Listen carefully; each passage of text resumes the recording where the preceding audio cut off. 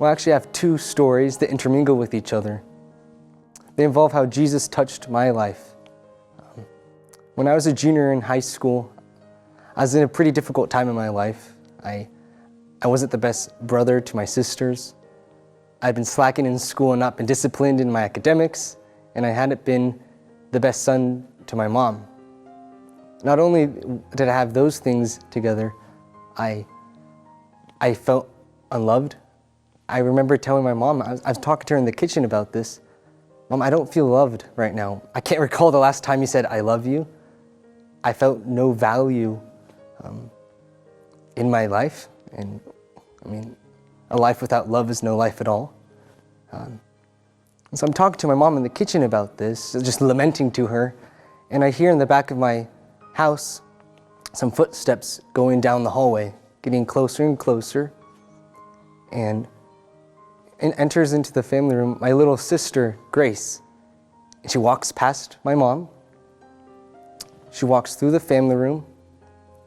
She stops at me, looks up at me, and says, "Gabe, I love you." To this day, I can't recall how else she would have known. I hadn't talked to her about my personal life, how I was feeling, and I was kind of in a quieter tone talking about this stuff to my mom. I can only say that this is God going through my sister Grace to say, "Gabe, I love you." To this day, I look back at that. If for some reason I have a doubt in God's plan, or I'm feeling down, or I'm feeling good, I think of the time that God said to me, "I love you, Gabe," through my sister Grace.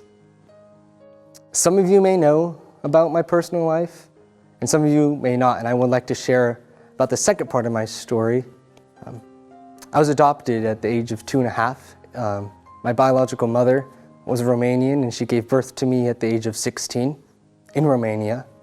Her parents, my biological grandparents, said to her, "If you keep the baby, you're kicked out of the house. And if you don't keep the baby, you can stay inside the house."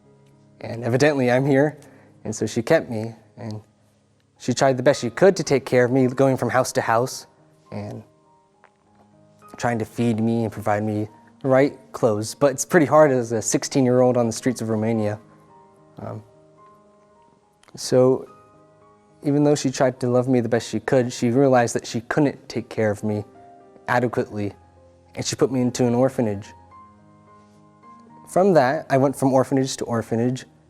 And you might know a little bit about history, but Romanian orphanages weren't the best in the late 90s.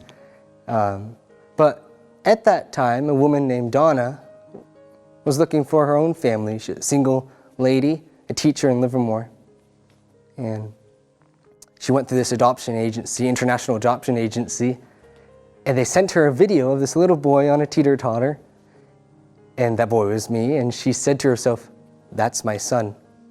So as a teacher, on a teacher's salary by herself, she traveled to Romania and picked me up and brought me back here to America, to California, to Livermore. It's only recently in my life that I realized that I had been loved my entire life. My biological mother, she was young, she loved me the best she could, and she loved me by letting me go. And my adoptive mother, Donna, loved me by raising me and being the best mom she could to me. It took time for me to realize what love was in life, and I think God has a relationship with all of us, and my relationship with Him is He sometimes has to patiently love me, and then, like that story in the kitchen, He hit me with a 2x4 and said, "Gabe, I love you." And I've been able to grow from that and know that God loves me in the little things and the very big things in life. And those two stories really are my relationship with Jesus and how I go back to Jesus in my times of happiness and then sometimes despair. Thank you for listening.